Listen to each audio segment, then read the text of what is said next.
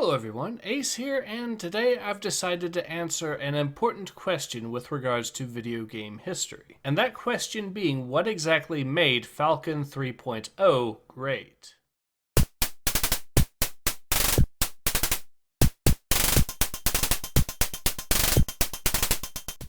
Released in 1991 as part of the Falcon franchise, and known for being arguably the first flight simulator to have a realistic flight model, Falcon 3.0 not only proved to be revolutionary for that genre, but also arguably for video games as a whole. Needless to say, when it comes down to it, at least some of the innovations that made Falcon 3.0 great were fairly straightforward and self-explanatory. For example, being arguably the first flight sim to have a realistic flight model is naturally going to be extremely important in a genre where the whole point is to depict realistic flight models in the first place. So while that would be an obvious first reason as to what exactly made Falcon 3.0 great, I do believe I need to bring up another, more overlooked reason that, in its own way, has had a much larger impact, including outside of the flight sim genre. But to truly understand what I'm talking about, we have to look at one of the most important mechanics of a flight sim that isn't obvious to people that don't play flight sims, as perhaps one of the greatest struggles for the genre has been with regards to situational awareness, or more specifically, a player's ability to keep an eye on enemy aircraft. A skill that can simply not be overstated in terms of its importance. Which is why when it comes down to improving a player's situational awareness, the flight sim genre has led to several major innovations in video game history, specifically to further improve a player's ability to keep an eye on their targets. In the case of Falcon 3.0, its major innovation in this regard was the first successful use of 3D lock-on camera targeting, which itself was overlooked in part because it was just one of a number of camera angle improvements for the genre that was first introduced with this particular game. However, to demonstrate how ahead of the time Falcon 3.0 was, consider the games that are often wrongly attributed for creating 3D lock-on camera targeting, specifically 1996's Tomb Raider and 1998's Legend of Zelda: Ocarina of Time. Great games in their own right. However, Falcon 3.0 was able to truly accomplish this particular major innovation several years before either of those games had come out. In fact, Falcon 3.0 came out the same year as Legend of Zelda: A Link to the Past. So given how utterly important this particular innovation has become, especially to various genres of third-person action games, it's quite safe to say that Falcon 3.0's mark on video game history utterly transcends its own genre. And with this in mind, I hope you'll agree when I say that Falcon 3.0 is great.